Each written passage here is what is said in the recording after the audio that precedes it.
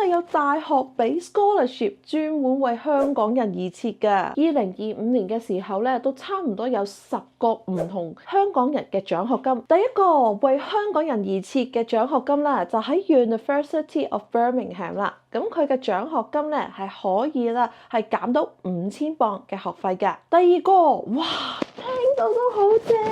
啊！就係咧 King's College London 啦，不過佢有一個條件，佢希望你讀完呢個 scholarship 咧，係證明到你會回流翻香港嘅，每年啦係俾到5000磅嘅獎學金你，仲有倫敦嘅免費住宿啊！最後一個啦，就係 Cambridge 嘅 Prince Philip 啦，佢哋咧係進行一個咧4500磅嘅學費減免，包一次嘅來回經濟客位嘅飛機翻香港噶喎，有一個隱藏嘅獎學金咧，好多嘅香港留學中介，佢哋亦都可以咧幫你申請獎學金。好多時呢啲獎學金唔一定你係網址揾到，